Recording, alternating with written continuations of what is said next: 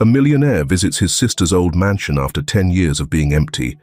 He suddenly hears a noise, not just one.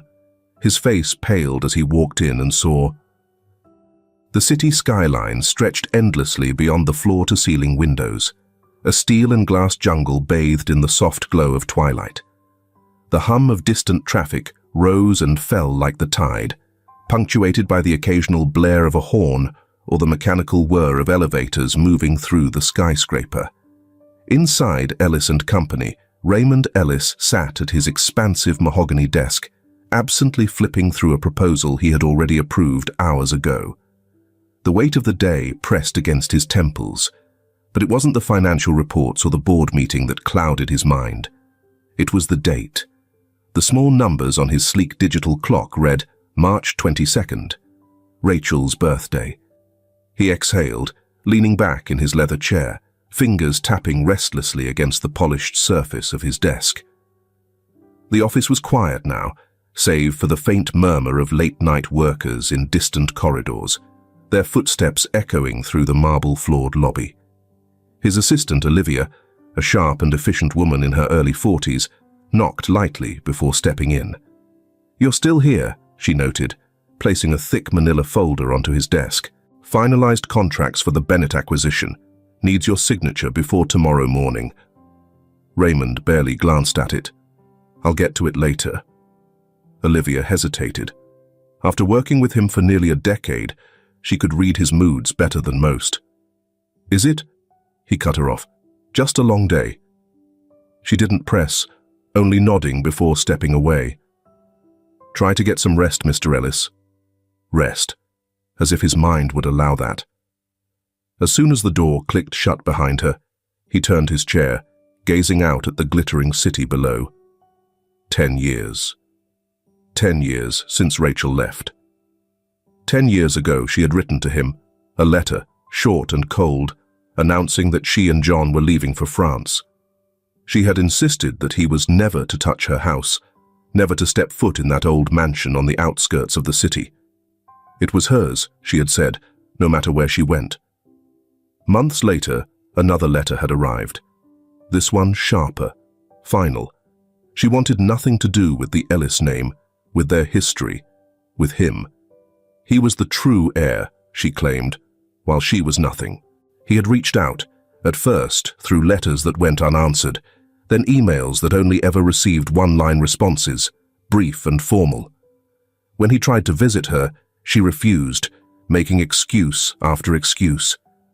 Until, finally, the silence between them grew into an impassable chasm, and just like that, his sister had vanished from his life. Yet, despite the years and the wounds between them, Raymond never forgot her birthday. Tonight, the memories pressed in with unrelenting clarity. Summers spent running through the fields behind their parents' estate, the air thick with the scent of sun-warmed grass and fresh rain. Evenings curled up by the fireplace, Rachel's laughter echoing off the grand wooden beams of the countryside mansion. Their mansion, or rather, Rachel's mansion. The thought pulled him forward, his fingers curling around the glass of whiskey on his desk. That old house had stood untouched for a decade, just as she had requested. He had stayed away, honoring her wishes, even as resentment festered beneath his skin. But why? Why had she been so adamant that he never set foot there? What was she so afraid he would find? The longer he thought about it, the more unsettling the silence became. The Ellis estate had belonged to their parents before their deaths, and when the will was read, one house for each child, Raymond inheriting the central Ellis manor, while Rachel had chosen the quiet countryside mansion. Back then, it made sense. Rachel always preferred solitude. She thrived in stillness, in the quiet beauty of things most people overlooked. But now, 10 years later, that house sat there empty, abandoned, just as she left it. She had never returned. A pulse of frustration throbbed beneath his skin. He had spent too long waiting for Rachel to explain herself, too long watching the only family he had left drift into the ether of the past. With slow deliberation, Raymond set his whiskey down, the decision forming as he stood. He was going to the mansion. For the first time in 10 years, he would step inside the house that had once been a part of them both. Rachel's warning be damned. The road leading to the mansion was narrower than Raymond remembered, winding through dense, untamed fields. The trees lining the dirt path stood gnarled and ancient, their branches stretching toward the sky like the fingers of some forgotten spectre. Shadows deepened as twilight thickened, and for a fleeting moment, Raymond considered turning back. He had spent a decade avoiding this place, obeying Rachel's last words as if they were law. Yet now, standing before the rusting wrought iron gate, he felt an odd detachment. The house was hers, but Rachel wasn't here. Had she ever truly been in France? The gates creaked as he pushed them open, the sound cutting through the stillness like a warning.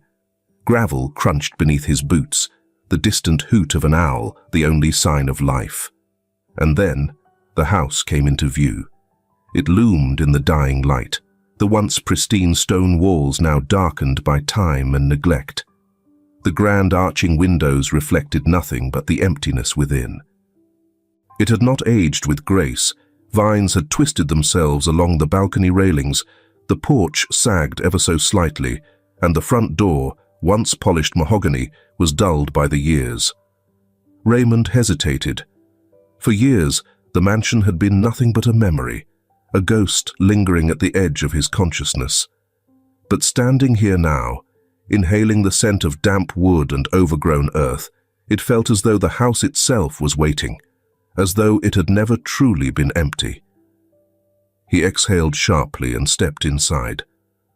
The moment the door shut behind him, the silence settled. Thick. Absolute. His footsteps echoed through the cavernous foyer, each step disturbing the dust that had settled over the years. The chandelier, once brilliant with cascading crystal, hung lifeless in the dim light. His fingers brushed against the wooden banister of the grand staircase, Rachel's favorite spot to sit when they were children, legs swinging over the side, narrating whatever book she was lost in. The air was heavy, as if it remembered something he had forgotten. Moving deeper inside, Raymond took in the frozen world around him. The furniture remained in place, covered in white sheets, their forms resembling shrouded figures standing vigil in the gloom. The fireplace in the sitting room held remnants of a fire long since turned to dust. No signs of looters, no vandalism, just stillness. His fingers tightened around his car keys. Why had Rachel insisted this place remain untouched? He passed the hallway mirror, pausing when his own reflection caught him off guard. A stranger in his own home. He studied his face, the sharp lines of age settling in places he hadn't noticed before. He turned away before he could linger too long. Rachel's room was at the end of the hall, the one place he had avoided since stepping inside. The door was slightly ajar, its hinges letting out a small groan as he pushed it open. It was exactly as she had left it. The bookshelves still held her novels, spines tilted at odd angles from where she used to pull them out carelessly. The writing desk by the window remained cluttered with yellowing papers and forgotten pens. A cup, now filled with nothing but dust, sat beside an unopened letter addressed to her. Everything here had been abandoned, yet there was no sign of haste. She had left this place deliberately, with precision, as if she had intended to return. Then he noticed it, the small key on the nightstand. He stared at it, unmoving. It was old, dull with tarnish, and felt out of place. His fingers closed around it, a quiet certainty settling in his chest. He knew where it belonged. The basement door stood near the main stairwell, tucked away in the shadows, its presence almost forgettable. Almost. He hadn't paid attention to it before, but now, standing before it with the key pressed between his fingers, something felt off. The handle was cold. Not the kind of cold from lack of use, but something deeper, something unnatural. He hesitated. His heartbeat picked up, not from fear, but from a primal instinct, a warning. The key slid into the lock. A soft click. Raymond's breath slowed. With a quiet exhale, he twisted the knob and pulled the door open. Darkness. The kind that seemed to absorb everything, swallowing the dim light from the hallway. A wave of damp, stale air rolled over him, thick with something he couldn't quite place. Something old. Something wrong. A single bulb hung above the staircase, its pull chain swaying slightly, as if recently disturbed. He reached out, fingers brushing the metal, and tugged. A dim, yellow light flickered to life. The basement stretched before him, in uneven stone steps, vanishing into the shadows below. He couldn't see the end of it. Not yet. He exhaled once, then started descending. 1 step, 2. The silence deepened. 3. The smell of mildew thickened. 4. And then, a sound. A rustling. Faint. Shallow. Breathing. Raymond stopped. His pulse pounded against his ribs. And for now, he realized, in this house, he was not alone. The breath was unmistakable, ragged, shallow, edged with fear.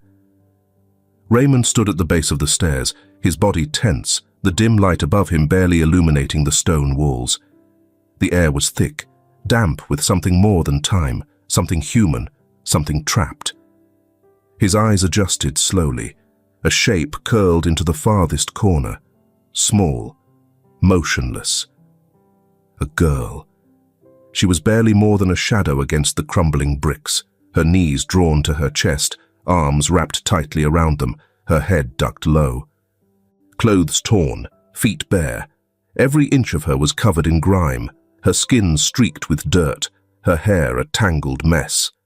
And then she lifted her head, wide, hollow eyes locked onto his, too big, too empty, too afraid. Raymond swallowed hard. "What?" His voice barely carried in the heavy air. "Who are you?" She didn't move, didn't speak. Her fingers clenched around her own arms, the knuckles bone white beneath the filth. Bruises bloomed like ink beneath her skin. Old, faded, some not. A sick feeling curled in Raymond's stomach. She had been here for a while, a long while.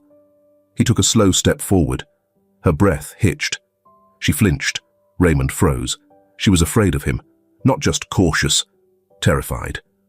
"No, no," he murmured, hands instinctively raising in surrender. "I'm not—" A sharp creak sounded from above. Footsteps. Raymond's entire body went rigid. Someone was here. A voice followed, casual, unhurried. "It's been a long time, Mr. Ellis." Raymond turned, already knowing who it was before his eyes found him. Victor Clark, a name from a past life. Raymond's mind scrambled for recognition, the face familiar but aged, features sharpened by time. It had been years since he'd last seen the old caretaker, and yet, standing here now, it felt as though no time had passed at all. Victor watched him closely, his lips pulling into something resembling a smile, though it never reached his eyes. For a moment, silence stretched between them. Then Raymond exhaled, his voice calm but edged. "Victor," he murmured, testing the name on his tongue, the weight of it settling into place. The old caretaker inclined his head, stepping forward with measured movements, his presence undisturbed by the scene before him. "I see you found Andrea." His voice was oddly casual, as if this were nothing more than an expected inconvenience. Raymond's gaze flickered back to the girl, still curled in the corner, motionless except for the slight, involuntary flinch at the sound of her name. Andrea. He turned back to Victor, his jaw tightening. "She—" He hesitated. What was she doing here? Why was she here? Victor exhaled lightly, almost amused. "She's my daughter." Raymond's stomach turned. The words felt wrong. Andrea did not look at him the way a child looks at a parent. There was no recognition, no trust, only fear. Victor took another step, his hands in his pockets, his posture carefully relaxed. "I've been taking care of this place for years now. Rachel arranged it before she left. 10 years ago, you remember?" A slow nod, calculated. He was gauging Raymond's reaction. Raymond kept his face neutral, though his mind churned. Rachel had arranged for Victor to stay. It didn't make sense. Rachel had been adamant that no one touched this house, that it remained as it was. She had been so possessive of it, and yet she had entrusted it to Victor. His gaze slid to Andrea again. The girl hadn't moved an inch. If possible, she had shrunken further into herself, the way her fear deepened. Victor noticed Raymond watching her and let out a small chuckle, shaking his head. "She's not well," he said, stepping past Raymond like he wasn't even there. "Poor thing's been sick for a long time." Raymond stared. Victor crouched beside the girl, his hand moving toward her shoulder. She flinched so hard she nearly hit the wall. Raymond's stomach turned. "Let's not be rude, Andrea," Victor chided lightly, his voice coated with the kind of patience that felt practiced. "This is Mr. Ellis, the owner of this home. We should be grateful he's here." Andrea didn't move, didn't speak, didn't breathe. Raymond's hands curled into fists. "You said she's sick," he said, voice steady. "What does she have?" Victor sighed, as if exhausted. "Does it matter? The girl barely leaves the basement. She doesn't do well outside." His tone was light, too light. A chill swept through Raymond's spine. "You keep her here?" he asked, a careful edge in his voice. Victor stood, brushing dust from his coat. "For her safety. She's delicate." He turned to face Raymond fully then, his gaze unwavering, quiet authority laced in every line of his expression. "You should leave," Victor said simply. Raymond's jaw tightened, the way he said it, not a threat, a command. And yet, Raymond's instincts screamed at him. Nothing about this was right. His gaze flickered to Andrea. She still hadn't moved. He exhaled slowly, forcing his pulse to steady. There was no point in challenging Victor now. He had nothing. No proof, no explanation. And Victor knew it. So Raymond did the only thing he could do. He nodded, turned, walked back up the stairs. His own footsteps felt too loud. The weight of the house, the air, the silence, it was pressing down on him, urging him to leave faster. Victor followed, his pace casual, but watchful. By the time they reached the main hall, the air had changed. The cold felt sharper, the shadows heavier. Victor moved toward the front door, pulling it open. "You take care now, Mr. Ellis." Raymond stepped outside, inhaling deeply. The night was colder now, the wind cutting through his coat, the distant hum of insects the only sound breaking the quiet. Victor leaned against the doorframe, waiting. Raymond hesitated. One last glance at the house. One last glance at the man standing between him and the truth. One last glance at the girl trapped below. Something inside him burned. A feeling, a certainty. This wasn't over, not even close. With a slow nod, Raymond turned and walked to his car. But as he pulled away from the mansion, his hands clenched around the steering wheel, jaw set tight. One thought echoed in his mind. Andrea wasn't sick. She was a prisoner, and he was going to find out why. The city never truly slept, but tonight, Raymond found himself awake for entirely different reasons. The dim glow of his bedside lamp flickered against the walls, casting restless shadows that mirrored the storm inside his mind. His fingers tapped idly against the glass of bourbon on the nightstand, untouched, its amber depths reflecting the thoughts swirling in his head. Andrea's face wouldn't leave him. Those hollow eyes, the bruises, the way she had flinched from Victor's touch as if it burned her. Raymond exhaled sharply, pressing the bridge of his nose between his fingers. This wasn't just wrong. It was sinister. Rachel had been adamant about no one touching the house, yet Victor had remained. She had never come back, never spoken of him. The letters, the sudden severance of their relationship, it all pointed to something deeper, something he had missed. His gaze flicked to his watch. 2:47 a.m. He wouldn't sleep tonight. A decision settled over him like stone. Tomorrow, he was going back. The next evening, the sky hung low with darkened clouds, smothering what little light remained. The road back to the mansion felt shorter this time, each mile swallowed beneath the weight of his purpose. Raymond didn't come empty-handed. A small bag sat on the passenger seat, filled with medical supplies, non-perishable food, and a bottle of water. He had considered bringing something more, a weapon maybe, but thought better of it. Not yet. The mansion stood as it had the night before, silent, waiting. This time he parked further away, tucking his car behind a stretch of trees. If Victor was home, he wasn't going to take chances. The gate groaned softly as he pushed it open, and Raymond moved quickly, slipping into the house with practiced ease. The scent of old wood and neglect hit him immediately, but he didn't pause. His steps were light, measured as he made his way toward the basement door. He barely hesitated before unlocking it. Andrea was still there, curled in the same corner, small and unmoving. But this time, her eyes widened at the sight of him. Not in fear, in something closer to disbelief. Raymond crouched, his movements slow, unthreatening.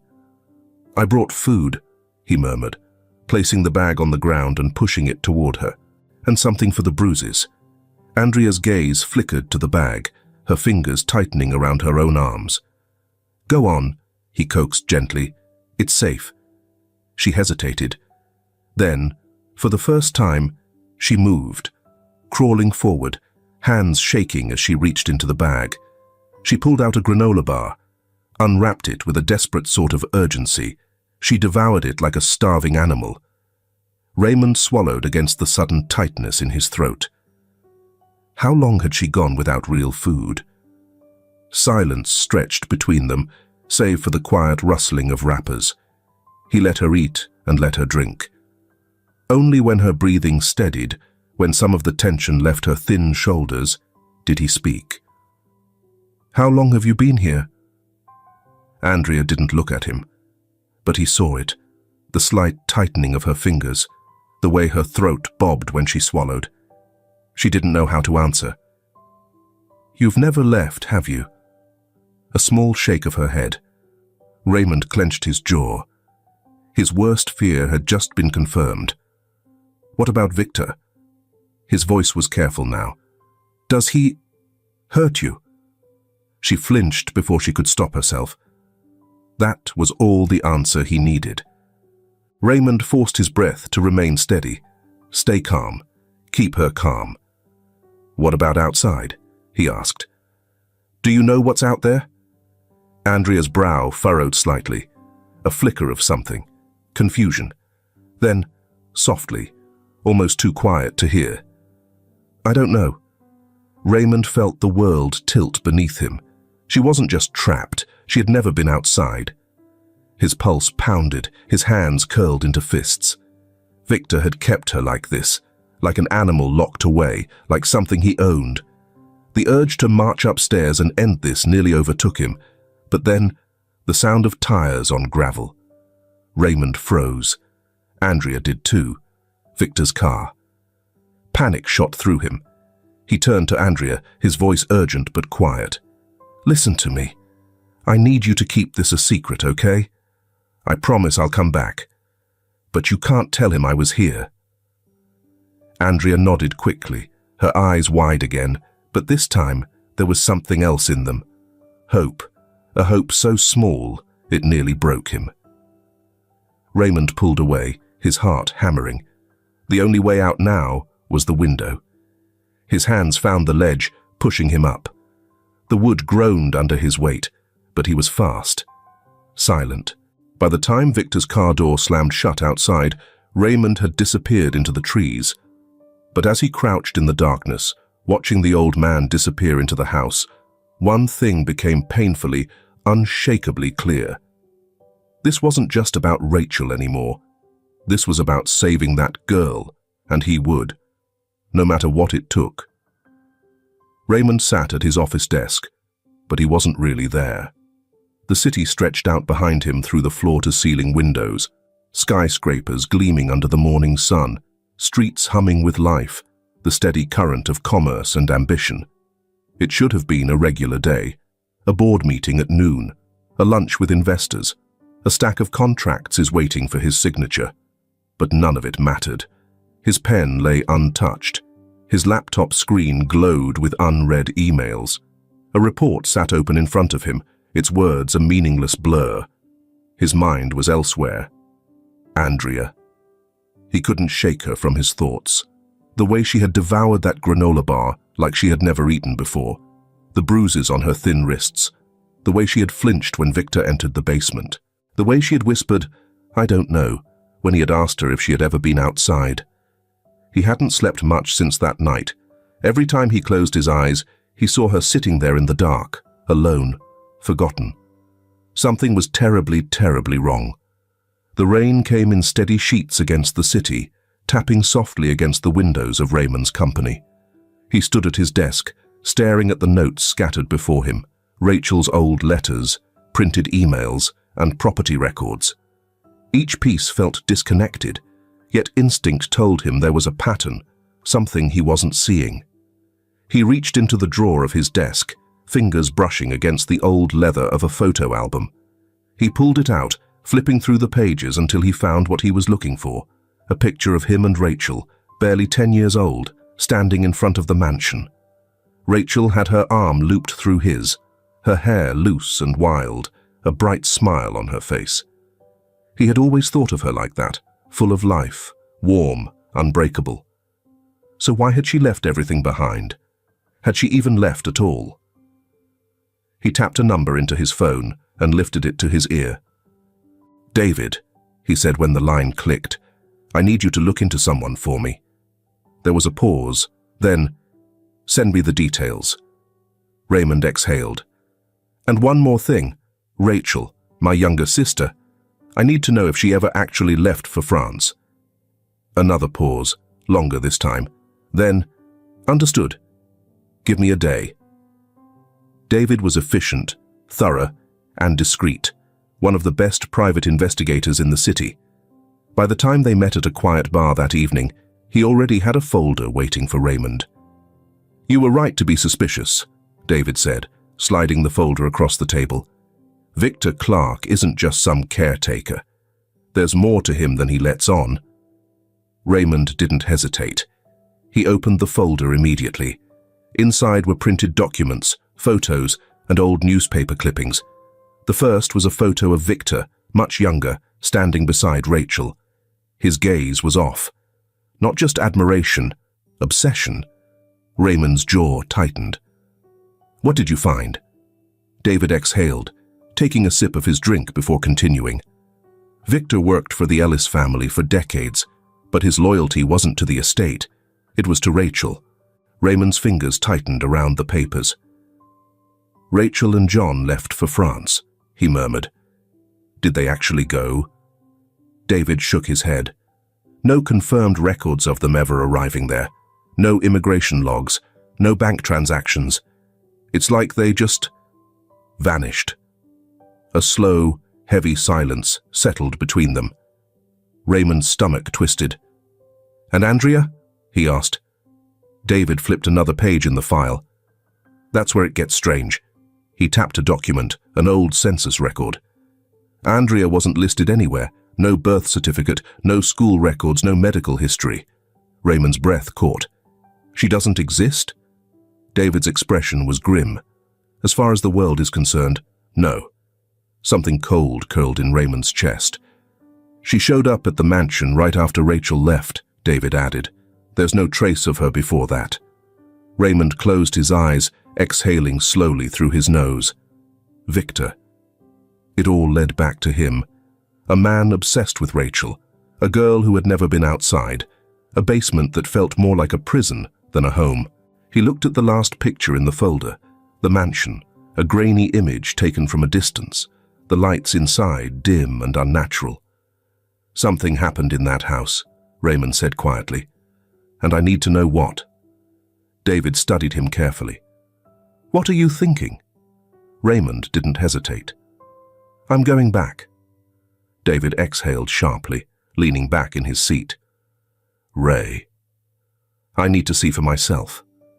You do realize if Victor catches you snooping around, things could get ugly." Raymond's gaze was steady, unwavering. "I don't care." David was silent for a long moment, then nodded. "All right," he said, voice low. "Then we do this right." Raymond met his eyes. They weren't just searching for the truth anymore. They were preparing for war. The wind howled against the mansion's towering walls, rattling the old window panes. The night stretched deep and unforgiving, swallowing the estate into the darkness as if it had never existed. The house had always felt large, but tonight it felt endless. Raymond pressed his back against the cold stone wall of the mansion's side entrance, inhaling deeply. His heart pounded in a steady rhythm, not from fear, but from certainty. He had spent years running from this house, pushing its ghosts to the edges of his mind, but now he was walking back into its shadows, determined to pull the truth into the light. David crouched beside him, his breath visible in the cold night air. "One last chance to walk away," he murmured. Raymond didn't respond. He had made his decision the moment Andrea's hollow eyes had met his. David sighed and nodded. "All right, let's move." Inside, the mansion felt more alive than it had in years. Not with warmth, not with memories, but with something lurking beneath the surface. As if the house itself knew they were there, searching for answers it had buried long ago. Raymond led the way up the grand staircase, his footsteps muffled by the thick layer of dust coating the floor. Every turn, every shadow felt like a reminder of what this house had been before Rachel disappeared, before Victor had turned it into something else. They reached Rachel's room. The door groaned as it swung open, the scent of old paper and faded perfume clinging to the air. Nothing had changed since the last time Raymond had stood here, yet the room felt different now, like it was waiting for him to find something. David flicked on a flashlight, the beam cutting through the dust swirling in the air. "Where do we start?" Raymond exhaled, running a hand over the wooden desk near the window. This had been Rachel's space, where she had written letters, read novels, sketched her thoughts in the margins of forgotten pages. If there was something hidden here, it would be personal. He began pulling open drawers, carefully sifting through old papers, journals filled with childhood dreams, and letters from people she no longer spoke to. Nothing seemed out of place. Then David spoke. "Ray." Raymond turned. David stood by the bookshelf, his hand resting against the worn wooden frame. "The dust is disturbed here, recently." Raymond stepped forward, studying the shelf. It was filled with books Rachel had adored, classic literature, poetry collections, and old philosophy texts. His fingers traced the spines, pausing on one that didn't seem to belong. It wasn't a novel. It was a file folder, tucked neatly between the books. He pulled it free, his breath hitching as he flipped it open. Emails, printed copies of emails, all from Rachel's account. But they weren't written like Rachel. Raymond scanned them, his hands tightening around the pages. They were stiff, formal, sent in broken intervals over the years. But the tone was wrong. "This isn't her," he murmured. David leaned over his shoulder. "You're sure?" "I know how my sister writes." Raymond's voice was tight. "These are cold, empty. Rachel wouldn't have written like this." He turned the page, his eyes locked onto the sender address. A message from Rachel's email, but it hadn't been sent from France. It had been sent from this house. Raymond didn't have time to process it before David spoke again. "There's more." Raymond followed his gaze. David had moved to the dresser, the top drawer slightly ajar. Inside were stacks of old bills, electric, water and property taxes, all in Rachel's name, all recent. Raymond felt his stomach drop. "Was she still paying for this house?" David murmured. She was supposed to be gone. David's expression was grim. Then why are there transactions from just a few years ago? Raymond didn't answer. He didn't need to. Rachel hadn't left, at least not willingly. His hands were trembling as he reached for the last piece of evidence, the bottom drawer of the desk, locked. Rachel had never locked her drawers. David didn't hesitate. He pulled out a thin metal tool, working the lock with quiet efficiency. It clicked open in seconds. Inside was a small leather-bound notebook. Raymond flipped it open. The first page was familiar, Rachel's handwriting, slanted, fluid, the way she had always written. But as he turned the pages, the ink changed. The words shifted. Halfway through the book, the handwriting was no longer hers. It was Victor's. Raymond's stomach churned. He didn't want to read it, but he did, and what he found made his blood run cold. Then, from downstairs, a voice, raised, angry, "Victor." Raymond's body went rigid, heart hammering, and then a sound that shattered something inside him, a sharp cry. "Andrea." Raymond moved instantly, his muscles tensing to launch himself forward, but David caught his arm. "Not yet," David whispered urgently. "We need more than suspicion. If you go now, he'll know. We need proof." Raymond clenched his fists, his breath ragged with fury. Downstairs, Victor's voice boomed through the house, followed by the sound of something hitting the floor. Raymond's vision blurred with anger. Andrea was down there, alone. And yet, David was right. If they acted too soon, if they made a move without proof, Victor could slip through the cracks. He could take Andrea somewhere else. Raymond swallowed hard, forcing himself to take a step back, then another. Every part of him screamed to run downstairs, to tear Victor apart, but instead he nodded to David. "Then we get the proof," he whispered. His hands trembled at his sides, but his mind was clear. Victor had stolen his sister. Now Raymond was going to steal back the truth, and he was going to end this. What follows will leave you horrified and outraged. Comment "noodles" if you're ready to listen. Raymond returned home with the same heavy heart he had when he received Rachel's letter of separation 10 years ago. The room seemed to shrink around Raymond as he flipped through the brittle pages of the leather-bound journal.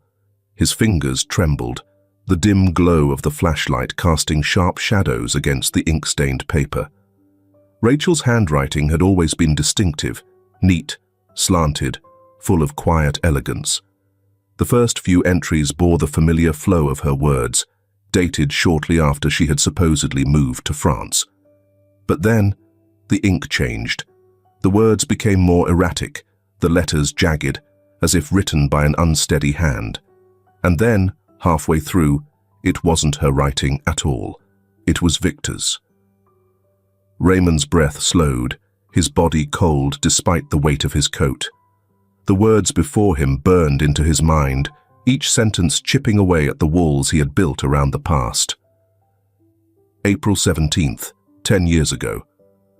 John left for a business trip today. He kissed me goodbye and said he'd be back in a week. I watched him drive away from the window, and I don't know why, but I felt uneasy. I haven't been able to shake this feeling all day. Victor has been strange lately, always watching, always lingering. I told John before he left, and he laughed it off. "He's loyal," John said. "That's all." I should have told him I was afraid. April 18th. I don't know how to write this. I can barely hold the pen. I need to stay awake. I can't let myself sleep. I don't know what he'll do if I sleep. Victor came into my room last night. He wasn't supposed to be here. He wasn't supposed to touch me. But he did. I screamed. No one heard. I fought. It didn't matter. I don't know what to do. Raymond's fingers curled around the edges of the journal, his breath sharp, his vision blurring. His pulse hammered in his ears, drowning out the distant creaks of the old house, drowning out everything except the words in front of him. He turned the page. April 19th. I tried to run, He caught me. He locked the doors. He took my phone. He took everything. John, where are you? Ray, can you hear me? April 23rd. I begged him to let me go. I told him I wouldn't tell anyone. He just smiled. You belong here, Rachel. I hate him. I hate him. I hate him. April 25th. John is dead. I don't know how to write those words. I don't know how to breathe past them. He came back early. I don't know what happened. I heard voices, a struggle, and then silence. Victor wouldn't tell me where John was. He only said, "He won't be coming back." I screamed until my throat bled. No one came. May 3rd, Victor says I need to write to Ray. Tell him I'm happy in France. I don't want to do it. I don't. May 7th. He says if I don't write, he'll make me regret it. He says Ray doesn't need me. I know it's a lie. I know. May 14th, I wrote the letter. I didn't have a choice. Ray, if you ever see this, I never left you. I never left. Raymond's hands clenched so tightly around the journal that the pages crumpled beneath his grip. He had believed it. For 10 years, he had believed it. He had thought she abandoned him. He had thought she left without looking back. But she had been here. She had been trapped in this house, screaming for help he never came to give. The air around him thickened, suffocating. His throat burned, his chest constricting with a fury so raw it felt like his ribs might shatter under the pressure. She was still alive, he whispered, voice hoarse. David, standing beside him, had gone pale. He exhaled sharply, rubbing a hand over his face before nodding toward the final pages. Ray, keep reading. Raymond forced himself to turn the page. And then he saw it, the last entry in Rachel's handwriting. November 9th. It's happening. I don't know how to stop it. Something is wrong. I've been sick for weeks. Victor says I should be grateful, that I should love this, but I don't. I want to die. I miss you, Ray. I miss the summers. I miss the sun. I miss feeling like I exist. I'm sorry. The ink stopped. Rachel's words ended here. The next page, Victor's handwriting. Raymond hesitated before reading. His breath shook. November 10th. Rachel is gone, right after giving birth to Andrea. She left me. She left Andrea. I told her we were meant to be a family. She didn't understand. She never understood. But Andrea is here. Andrea will stay. She will learn. She will never leave me like Rachel did. The book slipped from Raymond's fingers, landing with a dull thud against the wooden floor. His stomach lurched. His hands trembled as a sound clawed its way up his throat, a low, ragged exhale, thick with rage, thick with grief. Rachel hadn't just been trapped. She had been raped. She had been forced to bear his child, and she had died alone in this house. Victor had taken everything. Raymond's body shook with the weight of the truth. The guilt was unbearable. He had spent a decade believing Rachel had abandoned him, when in reality she had been fighting until she had nothing left to give. And when she was gone, Victor had kept her child.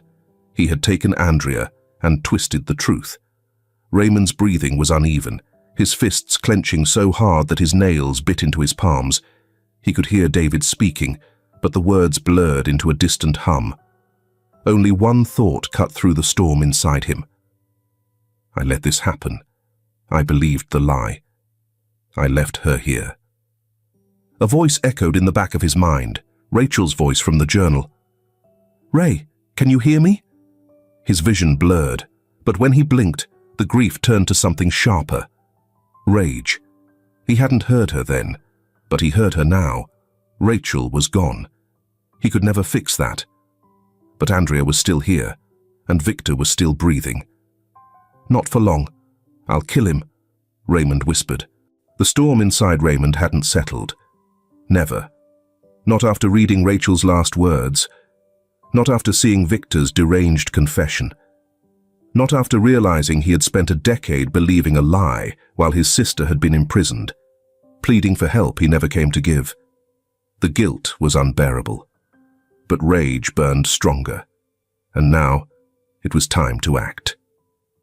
David leaned against Raymond's desk, arms crossed, watching him with careful calculation.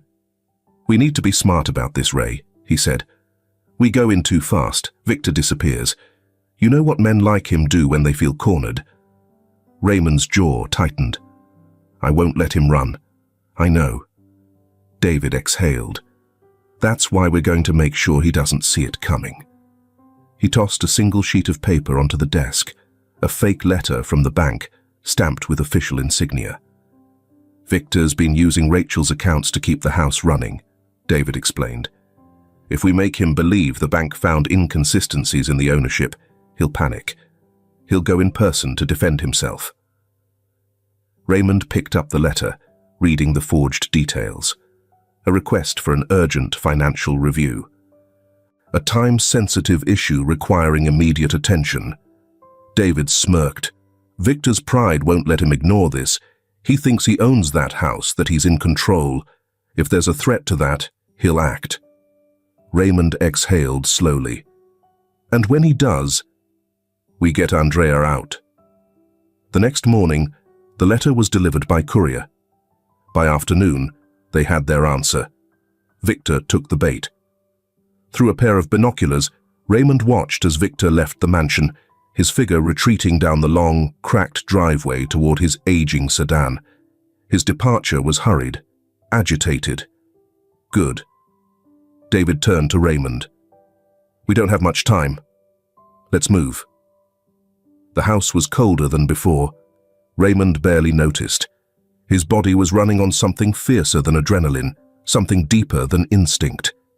He moved through the halls without hesitation, his feet carrying him to the basement door like he had lived this moment 1,000 times before.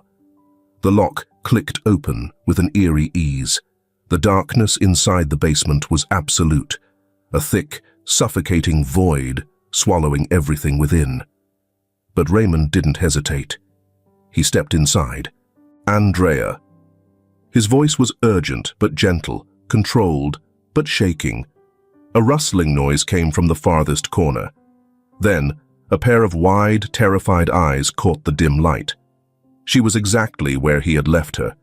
But this time, she wasn't just afraid. This time, there was something else in her expression. Hope. "We're leaving," Raymond said, firm but kind. Andrea flinched, her arms wrapped around herself, her small fingers gripping her tattered sleeves. Victor isn't here," Raymond interrupted. "You don't have to stay. You don't have to be afraid anymore." She hesitated. She didn't understand. The only world she had ever known was this basement. Raymond knelt in front of her, softening his voice. "Andrea," he whispered, "I knew your mother." Her lips parted slightly, a sharp, silent breath sucked inward. Raymond reached into his pocket and pulled out the old photo of Rachel, the one where she was smiling, free, the sun warming her face. He held it up. "She was my sister," he said. His voice cracked, but he pushed through it. "And she fought for you." Andrea stared, wide-eyed, unblinking, unmoving. Then, her gaze dropped to the photo. For the longest time, she didn't breathe. Then, her small fingers reached out, touched the worn edges, traced Rachel's face. Raymond swallowed, trying to fight back the grief swelling in his throat. "She wanted you to be safe, Andrea," he murmured, "and I'm here to make sure that happens." A tear rolled down her cheek, but this time she didn't wipe it away. She just nodded. Raymond held out his hand, and this time, she took it. The moment they stepped outside, Andrea froze. The wind hit her first, soft but sharp, cold but refreshing. She sucked in a breath, her head snapping upward, her fingers tightening around Raymond's hand. She blinked at the sky, so vast, so open, like she had never seen anything like it before. She hadn't. Her small chest rose and fell quickly, her body overwhelmed by the sheer expanse of the world. The trees moved, their leaves whispering, their branches swaying gently. She stared at them, watching the way they danced in the wind. She lifted her free hand, reaching toward the sky, toward the sun, as if trying to touch it. Raymond felt something crack inside him. She had been buried underground for her entire life. She had never seen the sky, never felt the air, never known she was part of something bigger than that house, than that basement, than Victor's control. And now, she was free. A quiet sound left her lips, half a sob, half a laugh, as she took another step forward. She was shaking, but she wasn't stopping. She was seeing, and Raymond knew, in that moment, Rachel had won. Even in death, she had won. A car sped down the road in the distance. Raymond's pulse jumped. Victor. He wasn't supposed to be back so soon. Raymond turned to David, his mind already racing. "We have to move. Now." David was already ahead of him, sprinting toward the car they had hidden at the edge of the property. Raymond scooped Andrea into his arms, her small body light as air, trembling, but trusting. For the first time in 10 years, Raymond was leaving this house with someone he loved. For the first time in her life, Andrea was leaving this house at all. And they weren't going back. Victor came back from the bank. They said there was no report. He thought someone was plotting and rushed home. His little cat had to be there. Victor threw open the door and screamed, "Andrea!" The rooms, the hallways. Empty. The chains were open. The windows were broken. Andrea. Once again, the silence in the mansion was no different from usual, but Victor's cold eyes almost burned everything. It's those men around Rachel again, he thought. Raymond Ellis. Don't blame each other. The knock came at midnight. Not hesitant, not cautious, furious. Raymond had been expecting it. Andrea was asleep upstairs, curled into a nest of blankets, the first real bed she had ever known. She had barely spoken since they left the mansion, still processing the overwhelming reality of the world outside. He hadn't pushed her, not yet. But now, there was no more time. Raymond set his glass down, the amber liquid inside untouched. His hands were steady as he moved toward the door. He knew who it was. He opened it. And there, standing on the porch, was Victor Clark. His coat was damp from the rain, his face gaunt, stretched too tight over sharp bones. But his eyes, they burned, wild and unhinged. "You took her," Victor hissed, stepping forward, his presence wrong, suffocating. "Give her back." Raymond didn't move. "She was never yours." Victor's lips curled. "You don't understand," he spat. "She's my daughter, mine." The words sent a wave of sickness through Raymond's body. "She was Rachel's daughter," Raymond said, his voice low, controlled, deadly. "And you stole her." Victor's expression twisted, something dark bubbling just beneath the surface. He laughed, a hollow, brittle sound. "Stole her?" His voice dropped into a whisper, venomous. "I gave her life." Raymond's stomach churned. Victor stepped closer. "Rachel never loved me." "But Andrea," he exhaled sharply, his fingers twitching at his sides. "Andrea is mine." "She was never yours." Raymond's voice was ice. "She was never Rachel's choice. She was your crime." Something in Victor snapped. His hand shot forward, grabbing Raymond by the collar, his grip tight, unrelenting. His breath was hot and rancid against Raymond's face. "You don't get to decide that," Victor whispered. Raymond's fist slammed into his jaw. Victor staggered back, but he was fast. Too fast. Before Raymond could move, a blade gleamed in the dim light. A knife. Raymond barely had time to react before Victor lunged. Pain seared through his side, sharp, hot, real. He gasped, stumbling back, but he didn't fall. Victor was panting, eyes crazed. Raymond pressed a hand to his side. Blood, warm and sticky between his fingers. Victor smiled. "She was never yours to save," he whispered. "Stop." Both men froze, Andrea stood at the top of the staircase, her small frame silhouetted by the dim hallway light. Her hands were clenched into fists, her shoulders shaking. But her eyes, they weren't afraid, not anymore. Victor's smile twisted into something sickeningly sweet. "There you are," he cooed. "Come here, darling. Let's go home." Andrea didn't move. "I don't have a home," she whispered. Victor's smile flickered. "Andrea, you killed my mother. Raymond told me everything. You're a monster." The room went silent. Victor stilled, his fingers tightening around the knife. Raymond could hear the rain outside, the distant hum of the city. But in this moment, everything narrowed down to Andrea and the monster before her. "I know what you did," Andrea continued, her voice small but steady. "I know everything."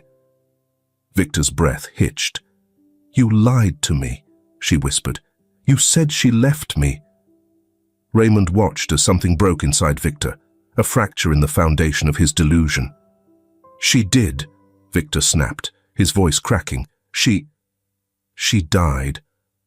Andrea's voice was calm, certain. "Because of you." Victor shook his head. No, you don't understand." His breathing turned erratic, his body trembling as he turned to Raymond.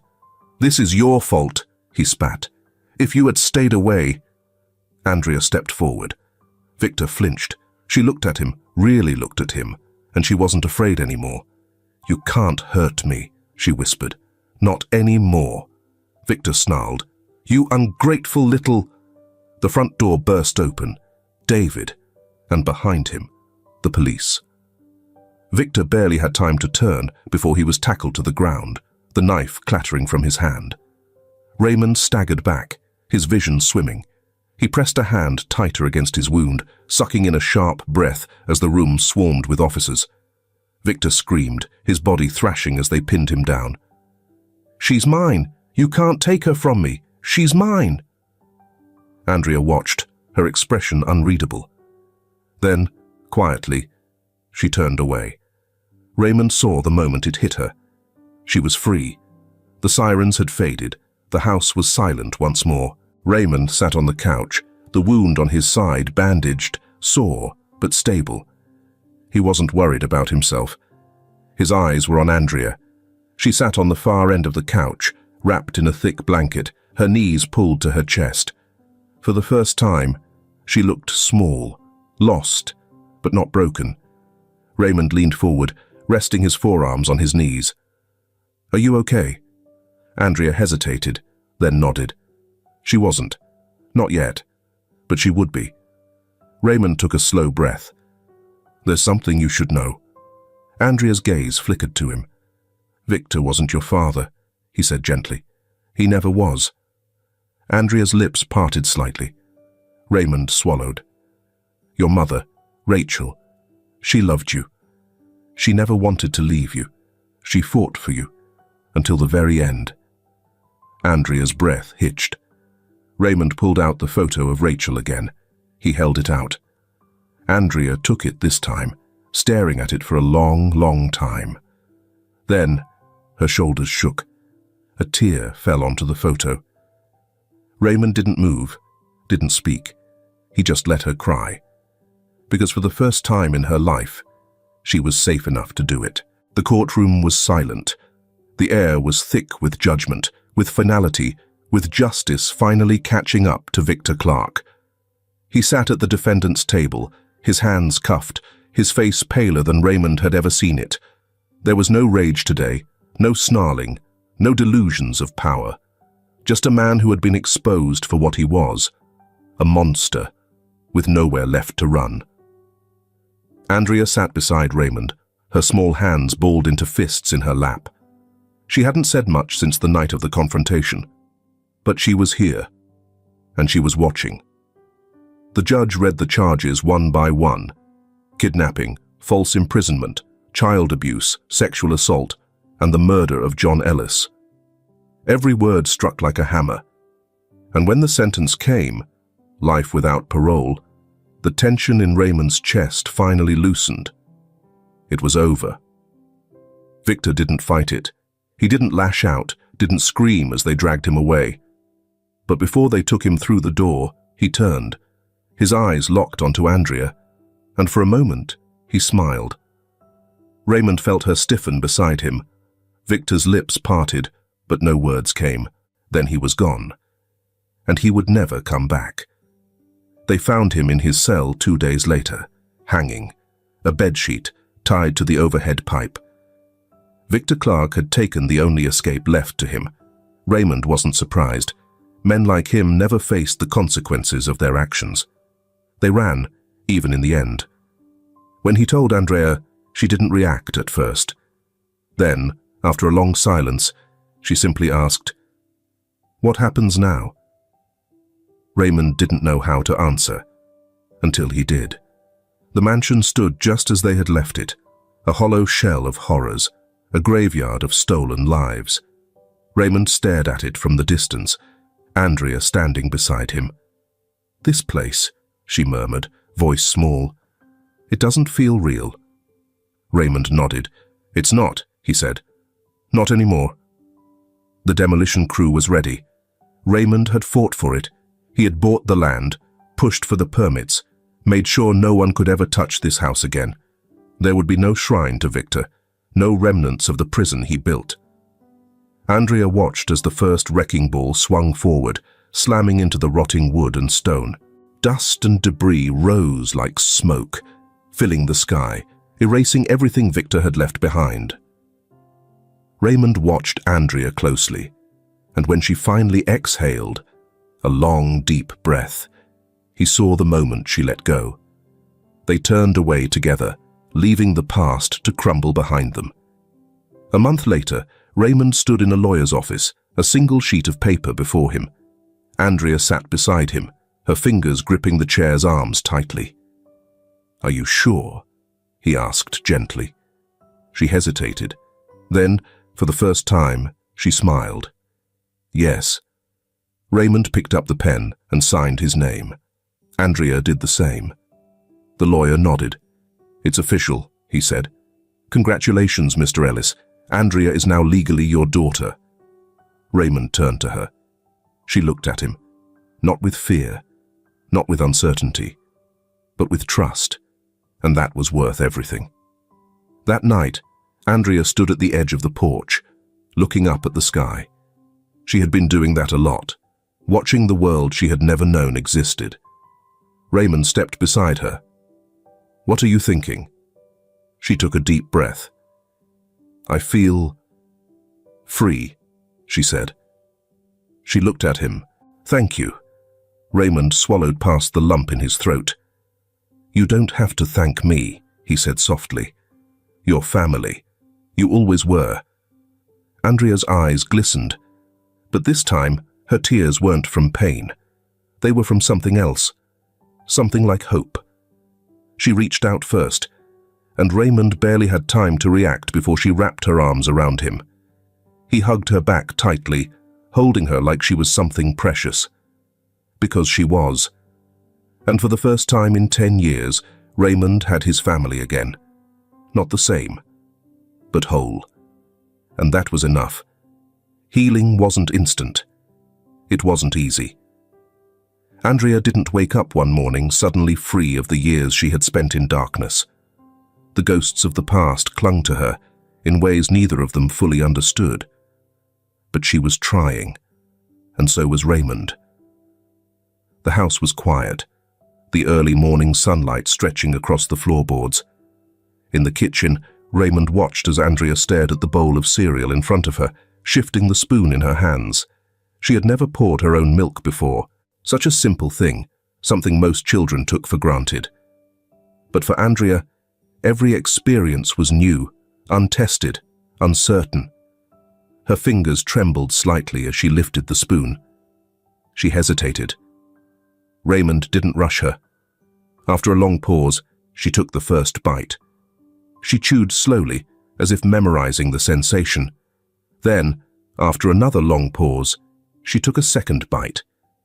Raymond let out a quiet breath he hadn't realized he was holding.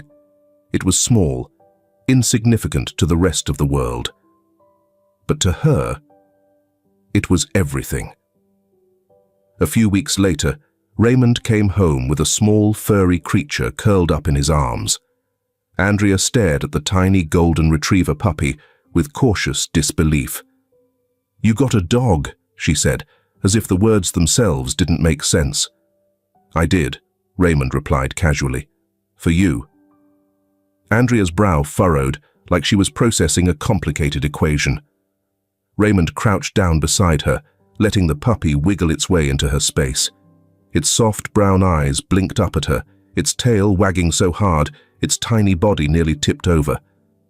Andrea didn't move. Raymond had learned by now. She needed time. The puppy, however, did not understand this. It lunged forward, paws colliding against Andrea's lap, tongue flicking out to lick her cheek. She flinched at first, then froze completely. Raymond waited. Andrea's hand lifted, slowly, tentatively. Her fingers brushed against the puppy's fur. The puppy whined happily. Something shifted in Andrea's face. Her lips parted slightly, her chest rising and falling in quick, uneven breaths. Then, for the first time since she had left the mansion, she laughed. It was quiet, breathless, but real. And Raymond thought, this is what Rachel would have wanted. When Andrea's birthday came, she didn't know what to do with it. "I never had a birthday before," she admitted softly, standing in front of the cake Raymond had set on the table. It wasn't extravagant, just a simple vanilla cake with blue frosting. But to her it might as well have been something impossible, untouchable. David and a few of Raymond's closest friends were there, but all eyes were on Andrea. The candles flickered. Andrea stared at them, her hands twisting in her lap. "Go ahead," Raymond encouraged gently. "Make a wish." She hesitated. Then, slowly, carefully, she closed her eyes. And when she blew out the candles, the flames flickered and died. A new beginning. The ocean stretched endlessly before them, the waves rolling in slow, steady rhythms. Andrea stood at the water's edge, her bare feet sinking into the cool sand, her arms wrapped around herself as she watched the waves. Raymond stood beside her, silent. She had asked to come here. After months of learning, growing, healing, she had woken up one morning and simply said she wanted to see the ocean. Now, as she stood there, taking in the vastness of it all, Raymond could see the way her chest rose and fell with a steady, unshaken breath. No fear, no hesitation, just wonder. "The sky," she whispered, lifting her hand toward the horizon. "It never ends." Raymond smiled, following her gaze. "No," he agreed, "it doesn't." Andrea looked at him, the wind lifting her hair, the salt air kissing her cheeks. "Neither do I," she said softly. Raymond swallowed, his throat tight with emotion. She had lived in a cage for so long. But now, she had a future, and it was limitless. Andrea turned back to the ocean. Then, without warning, without fear, she ran forward. Her feet splashed into the water, her laughter echoing against the sky. Raymond didn't stop her, because for the first time, she was truly free, and that was all that mattered. If this film touches your heart, leave your mark with a like, and don't forget to subscribe to our channel to explore more meaningful stories with us. And if you enjoyed this story, please share it with your friends on WhatsApp. And now, share your feelings with us and tell us your own stories. Every word you share is a building block that helps create our strong and enduring community. Together, we'll create a warm space where everyone can share and connect. Finally, don't miss the incredible stories coming your way soon. We're always here to bring you the best selections, full of deep values yet entertaining. See you there.